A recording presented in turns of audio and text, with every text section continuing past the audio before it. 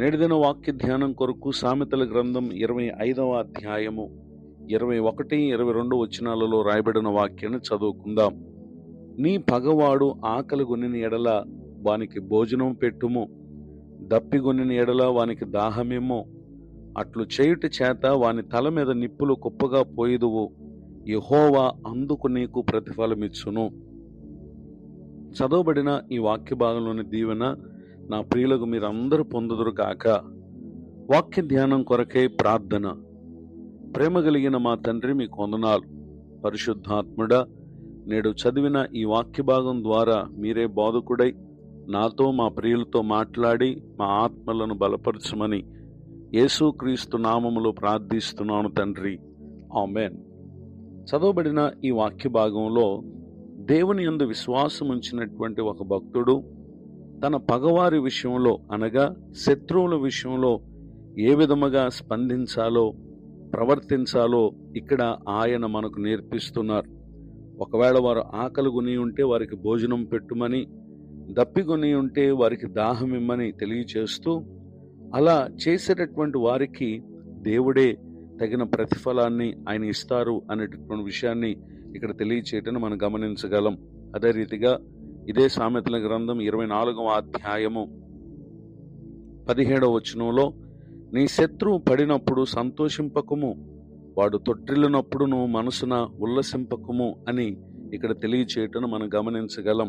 నిజమే, సహజంగా మానవులు తమ శత్రువులకు ఏదైనా కీడు నష్టం కలిగితే ఎంతో సంతోషిస్తూ ఉంటారు. కానీ మానవులమైన మనల్ని కలుగు చేసినటువంటి దేవుడు మన మనసు ఏ విధముగా ఉండాలో తన మనసును గూర్చి ఇక్కడ తెలియచేస్తూ, మనము కూడా అట్టి వారంగా దేవుని వాక్యాన్ని బట్టి వారు పడినప్పుడు మనం సంతోషించకూడదని, వారి విషయంలో మనం ఏ విధముగా స్పందించాలో ప్రభు మనకు నేర్పిస్తూ ఉన్నారు. మత్తయి సువార్త 5వ అధ్యాయము 44వ వచనంలో, నేను మీతో చెప్పినదేమనగా, మీరు పరలోకమందున్న మీ తండ్రికి కుమారులై ఉండునట్లు మీ శత్రువులను ప్రేమించుడి, మిమ్మల్ని హింసించు వారి కొరకు ప్రార్థన చేయుడి అని ప్రభు వారు తెలియజేస్తూ ఉన్నారు. ఈ మాటలు వింటున్నటువంటి నా ప్రియ సహోదరి సహోదరులు, వాస్తవముగా మనము మన మనసును అనుసరించి నడిస్తే దేవుని వాక్యానికి విరోధముగా మనం ప్రవర్తించే వారమై ఉంటాం. అయితే దేవుని వాక్య ప్రకారమైనటువంటి ప్రవర్తన మన మనసుకు, మనం కలిగి ఉన్న పరిస్థితులకు అది వ్యతిరేకమైనదిగా, ఇబ్బందిగా ఉండేదిగా ఉన్నప్పటికీ దేవుని చిత్తం జరిగించినప్పుడే మనము దేవుని యందును దేవుని రాజ్యమందును నిలుచుటకు మనం తగిన వారంగా ఉండగలం. పరిశుద్ధ గ్రంథములో రాయబడినటువంటి ఒక సంఘటన, వారి జీవితాలలో ప్రభు మేలు చేయటం కారణమైనటువంటి కార్యం ఏంటో మనం చూద్దాం. 2వ రాజుల గ్రంథము 6వ అధ్యాయము 23వ వచనంలో రాయబడిన వాక్యంలో, అతడు వారి కొరకు విస్తారమైన భోజన పదార్థములను సిద్ధపరచగా వారు అన్నపానములు పుచ్చుకొని రాజు సెలవు పొంది తమ యజమానుని యొద్దకు పోయిరి. అప్పటి నుండి సిరియన్ల దండువారు ఇశ్రాయేలు దేశములోనికి వచ్చుట మానిపోయెను. చదవబడినటువంటి వాక్య భాగం యొక్క సందర్భాన్ని, సంఘటనను మనం పరిశీలన చేసినట్లయితే, సిరియా రాజు ఇశ్రాయేలుతో యుద్ధం చేయాలని చెప్పి అతడు కోరి తన సేవకులతో ఆలోచన చేసి, ఫలాని స్థలమందు మనం దండుపేట ఉంచుదుము అని చెప్పి వారితో చెప్పుటను మనం 2వ రాజుల గ్రంథం 6వ అధ్యాయము 8వ వచనం నుండి రాయబడినటువంటి వాక్య భాగాల్లో మనం చూడగలం. అయితే ఈ విషయం గూర్చి ఇశ్రాయేలు ప్రజలకు ఆ స్థలమందు ఉన్నటువంటి దైవజనుడైన ఎలీషా గారు ఆ ఇశ్రాయేల్ రాజుకు అతడు వర్తమానం పంపించాడు. ఫలాని స్థలమునకు నీవు పోవద్దు, అచ్చటికి సిరియన్లు వచ్చి దిగి ఉన్నారని చెప్పి వారికి తెలియజేస్తూ వచ్చేవాడు. అయితే ఈ ప్రవక్త మాట విన్నటువంటి ఇశ్రాయేల్ రాజు, లేక ఈ దైవజనుని మాట విన్నటువంటి రాజుగారు తనకు తెలిపినటువంటి హెచ్చరికను బట్టి అతడు ఆ స్థలమునకు వారిని పంపక తన వారిని అతడు రక్షించుకుంటూ వచ్చేవారు. ఇలాగున మాటిమాటికి జరుగుచూ వచ్చినటువంటి కారణాన్ని బట్టి సిరియా రాజు కల్లోలపడి తన సేవకులను పిలిచి, మనలో ఇశ్రాయేల్ రాజు పక్షమున వహించిన వారు ఎవరైనది మాకు తెలియజెప్పరాదా అని చెప్పి ఆయన వారిని అడిగినప్పుడు, అతని సేవకులు అక్కడ వచ్చి, అయ్యా, ఇశ్రాయేల్ రాజు పక్షమున ఎవరు మన దగ్గర లేరు, కానీ ఇశ్రాయేలులోనే ఉన్న ప్రవక్తయగు ఎలీషా మీ అంతఃపురమందు మీరు అనుకున్న మాటలను ఇశ్రాయేల్ రాజునకు తెలియచేయను అని చెప్పినప్పుడు వెంటనే రాజుగారు మేము మనుషులను పంపి అతను తెప్పించినట్లు నువ్వు వెళ్ళి అతడుండు చోటు చూచి రమ్ము అని సెలవీయగా ఆ సేవకుల్లో ఒకడు దోతాన్లో ఉన్నాడనేటటువంటి వర్తమానం తెలియపరిచాడు.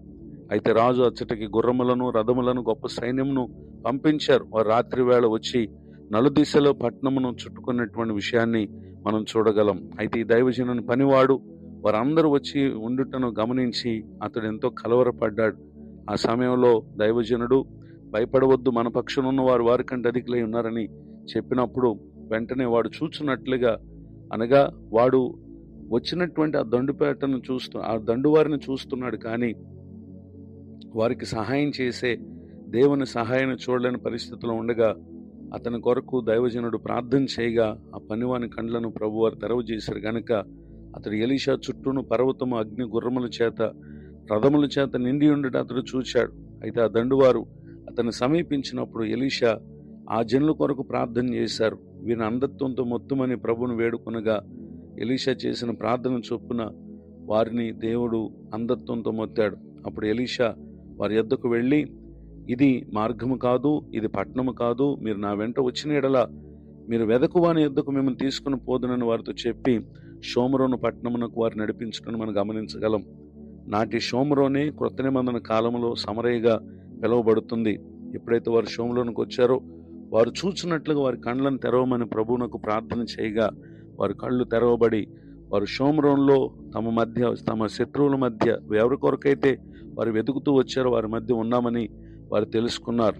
వెంటనే ఇశ్రాయేల్ రాజు వారిని పారచూచి వెంటనే వారిని చంపున, వారిని కూల్చనా అని చెప్పి ఎలీషాను అడిగినప్పుడు ఆ విధముగా చేయవద్దు, వారికి భోజనం పెట్టించి వారు తిని త్రాగిన తర్వాత వారు తమ యజమాని యొద్దకు వెళుదురని చెప్పినప్పుడు రాజుగారు ఆ విధంగా చేశారు. ఎప్పుడైతే రాజుగారు వారికి ఆహారం పెట్టి పంపించారో వారు తిరిగి మరల ఇశ్రాయేల్ దేశంలోనికి దండువారు వచ్చుట మానిపోయినటువంటి విషయాన్ని ఇక్కడ మనం చూడగలం. ఎంత ఆశ్చర్యం!